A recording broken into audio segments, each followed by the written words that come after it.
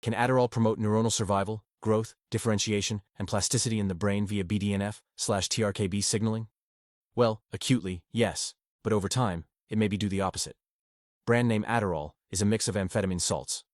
Mechanistically, it reverses monoamine transporters and forces dopamine/norepinephrine efflux into the synapse, raising extracellular DA/NE and increasing neuronal firing across corticostriatal and limbic circuits. But how does it acutely elevate BDNF/TRKB? Two processes explain this. The first is increased firing from the dopamine/norepinephrine surge, causes activity-dependent release of mature BDNF from glutamatergic and monoaminergic terminals. In more simple terms, it dumps stored BDNF into the synapse. The second mechanism that explains the transient increase in BDNF is dopamine acting at D1 receptors triggers an intracellular signaling cascade. CAMP rises, PKA is activated, MAPK/ERK gets engaged, and CREB is phosphorylated. Phosphorylated CREB then drives BDNF gene transcription, so the neuron makes more BDNF over the next few hours.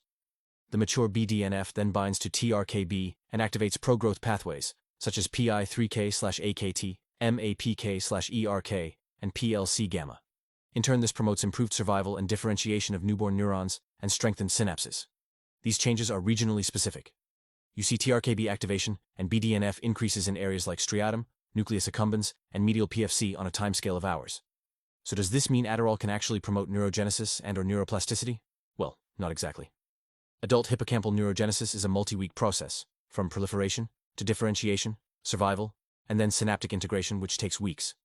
A single or brief increase in BDNF/TRKB is insufficient to actually create a long-lasting integrated cohort of newborn neurons. But if I just take Adderall daily, then BDNF/TRKB signaling should be constantly upregulated, which results in long-term neurogenesis/neuroplasticity outcomes, right? Not exactly. With repeated or high-dose exposure, the balance shifts. Excess cytosolic dopamine gets oxidized and creates reactive oxygen species that damage terminals and proteins.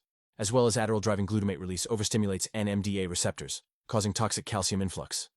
Mitochondria and the endoplasmic reticulum become stressed, apoptosis pathways are engaged, and microglia turn on inflammatory pathways. All of these combined stressors that occur from constant use of Adderall or other amphetamines actually deplete or downregulate BDNF and TRKB in vulnerable regions like the hippocampus and cortex over time.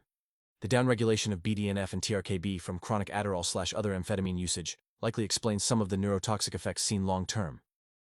If you enjoyed this video or learned something, please leave a like. I don't use ChatGPT to make these videos, so it takes hours to research, write my own script, and edit.